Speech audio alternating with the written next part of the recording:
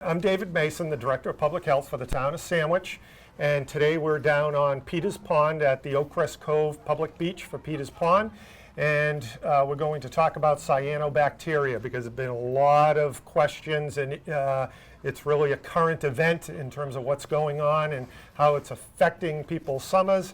And today we have Dave DeCanto, the Director of Natural Resources, and Guy Boucher, the Director of Recreation for the town.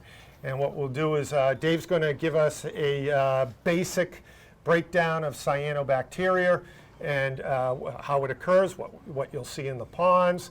And as we're talking, you'll see some slides pop up as far as what it looks like. So you want to talk about the science, Sure. Dave? Thanks, Where does cyanobacteria come from, and it's naturally existing in the ponds? It is. So when you talk about cyanobacteria, you're talking about a microorganism that's very ancient. It's been here for millennia. It's in the environment all the time and in water all the time. But it's not a problem until you have a certain amount of density. And so when you're talking about cyanobacteria, it multiplies by photosynthesis. Think plants. Think like the plants in your garden. Yep. So the plants in your garden require fuel, nitrogen. They require a certain temperature, and they require sunlight. Same thing with cyanobacteria. And so when you see these blooms, it's because those parameters have come to fruition. So you have nutrients that are already in the pond, but when you have a lot of rain, you'll have a lot of nutrients going into the pond. And now this time of year is when you see it, and you'll have sunlight and the warmer temperatures. So when you have those things come together and you have a certain density, it produces a toxin. And that's when it becomes dangerous to people and to animals. Mostly dogs, because dogs swim in water and ingest the water. Yep. Think like we do with our arena with shellfish, where you have red tide. Red tide's in the ocean right now, but it's not a problem until it gets to a certain density. Right. When it occurs and you see it, you may see it as a mat, they call it a froth or a scum on the top, or you may see it just in the water column. And those pictures are readily available, what it looks like. What I do, I have a very simple test. As you know, when I get a call, it kind of looks like green paint in the water. I've got waterproof boots on. I usually stick my toe in the water, pull it through the water column, and if it slides off, then it's bio. If it sticks, then it might be paint or some other type of chemical. But that's sort of the basics of the science. So it's like I see the stick test, as far as if, where you see algae blooms or mats, if you put the stick in and you lift it up, it's just draped off the stick. Correct. Whereas with cyanobacteria, it won't do that. Yeah. It'll just wash off, like you said, like Right. green paint in the water. Yeah. Mm-hmm. Okay, All right. very good. And then as far as, so that becomes an issue when we have the blooms, because there is state criteria and advisory postings that are necessary that are stipulated by the Mass Department of Public Health. So when we have those advisory, it impacts the rec programs down on our ponds. A guy oversees that with his staff. And so there's adjustments that need to be made. So we did have an advisory posting down here at Peters Pond, and you had programs down here as far as swimming and the camp program. So how do you adapt to that? Right, so working with your department and natural resources, we get the information if there's an advisory. We had swimming lessons here, and when we had a plume show itself here at the pond, we had to adjust and move to another location. So we moved our swimming lessons to Snake Pond. We've for our summer super fun program, we didn't have swimming for a few days. And so it's really just monitoring it. It's keeping our lifeguards up to date as well, as there are advocates on the beach for people coming down. Any visitor that comes to our beach, our gate attendant, apprises them of an advisory or what's going on in the pond. And then when they actually get on the beach, our lifeguards are giving them that information as well. So let's back up, because we actually you mentioned the lifeguards, and they've been fantastic. And we had a training day for them, Right. just to explain what to look for and how to look for it. So they're on the pond every day. Right. So they are the eyes that we're utilizing to keep an eye on it, because there's testing that is occurring, and I'll speak to that, Right. but it's not every day. Right. And so, can you just speak to that, the training for the lifeguards and that chain of communication that basically all of us are involved in, Right. to when a bloom occurs, so that the proper information gets out. Can you Right. speak to So that? we have several eyes on all the bodies of water, from ourselves going down there, Dave and Dave both going down there, myself, but as Dave Mason mentioned, our lifeguards are there every day. So every morning, it's part of their job to check the safety of the beach. So that includes the parking lot, the beach itself, make sure there's no glass or things like that, but also the water. So they're actually walking the beach, walking the water line, looking out there, looking for any signs of the bacteria, and then reporting those in. So if they would see something, then they would report that immediately to the rec department, and then we would go to the health department and natural resources, and we would close down that beach until we had further information of what's going on. So at least posting an advisory. Or posting an advisory, Because right. we just want to be careful with closure and Right. posting, and I'll explain some of that also. But for the most part, your lifeguards do, your lifeguards do a great job, but at the same time, I bet they didn't come in thinking they're going to be running a biology class for people this summer. I mean, that was probably the furthest thing from their minds, but they've done a great job.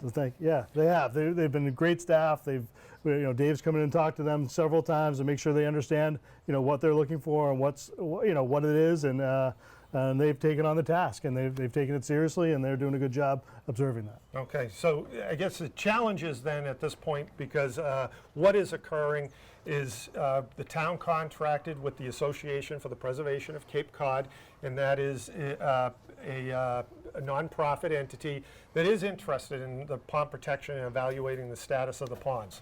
And with that contract, they come around 6 times during the summer to test the public beaches.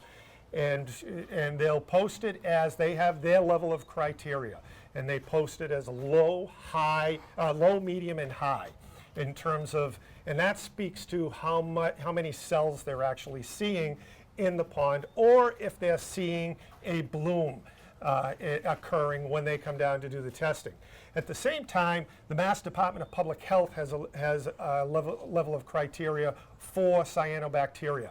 And that's cell count of 70,000 cells, or if you see a bloom. And the state criteria is that if you have those criteria, one or the other, that an advisory is posted. And the advisory is only for the beach. The advisory doesn't represent the entire water body, because really when they pull a sample, they pull a Dixie cup sample out to determine what the cell count is. And so they evaluate it, they give us the call, and we post the advisory. Again, it's only for the beach at which it's occurring. It's not the entire water body. But at the same time, people around the ponds and other access areas just do need to be aware. As Dave had spoken to, as far as seeing the green bloom and the stick test or the boot test, as far as to evaluate it, it's good knowledge to have, just to be aware of when you're going into the water. Just a quick thing, Dave, just to jump back as part of this, as far as what typical part of the summer do we see it? I mean, historically, when have we seen it? We've seen it usually this time and a little bit later. Okay. So when you have the rains that you usually get in the spring or the early summer, and then you get the heat. Yep. Now, that may change with climate change. Right. We may start to see it earlier, or we might see it later, as the weather cycles and the patterns. Like this summer has been very interesting because we've got those heavy rains off Cape. Not as much rain on Cape as those big storms, but still a significant amount of rain. Right. So at the same time, we usually see the rain in the spring earlier. Yeah. So you usually see those outbreaks earlier, And that's- not so much into the swim season. Right, and that's, again, I'll go back to it's like the red tide and the shellfish. That's when you usually see red tide, is in the spring. Okay. The spores are always there, but when you get those heavy rains, and then as soon as it warms up, just like plants, I go back to plants in the garden. That's the way to think of it. Okay, so so now we see it occurring. We typically see it earlier in the season. So what do as far as the issue becomes, and the concern that calls we're receiving is about, well, when you have an advisory, what does that mean? Because the Association for Preservation of Cape Cod has their own website, and they'll put that the entire pond or the entire water body is actually high. And then we have the State Department of Public Health that says it represents only the beachfront. We go by, and all the health departments on the Cape are going by the Mass Department of Public Health standards, that it's only the beachfront that is actually tested. So the calls we're receiving that, well, a certain Snake Pond was tested, and why are people still swimming in the beach? Well, they tested over at Camp Good News. They didn't test the front public beach. So, so we're monitoring the beach. We don't have an advisory posted there because the advisory is for the beach on the opposite side, but we're still monitoring what's occurring with the lifeguards, with Dave's staff at the other ponds, and to see, to be sure daily that we're not seeing some level of bloom. I assure you that if we see a level of bloom, we don't need a test to tell us it. We will post an advisory at that beach location. So I just want to differentiate between what is, what the criteria is, the posting criteria, the difference between the Mass Department of Public Health and the APCC. But you also have to realize that every pond operates differently. They all have their own biology, characteristics, hydrogeology, depth, temperature, and it varies from pond to pond. And wind direction affects it also. So a lot of times, when Peters Pond was tested here, we had the wind coming from the south-southwest. South-southwest is prevailing winds in the summer. During the summer. So we actually, the cyano will actually get pushed into the beach here, and the other side will be fine. And actually yesterday on the testing day, all the wind was out of the north-northwest. That's why we had the cool, dry air that we had. And that means that it's pushing everything to the other side of the pond. So it's, so the testing occurred yesterday. I have not received the results back yet. But, history would tell us based on testing that we're probably going to see it low here when we get those test results back. Hopefully so. But again, it just points to the fact that it only represents the beach, not the entire water body, because it can vary based on varying conditions as far as where it's located. So I hope that clarifies cyanobacteria as far as what's going on this summer. We'll probably see it again to some extent next summer. There's work underway to eliminate the nutrients that Dave's talked about from direct runoff. Wastewater, that's occurring, that's work that's been in progress, and we knew that problem existed, and we know that this work going forward with wastewater and controlling runoff is necessary.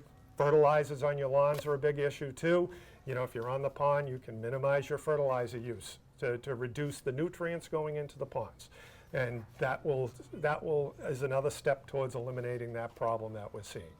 So I hope that provides you with the information that you need. Have a safe summer. Enjoy the water.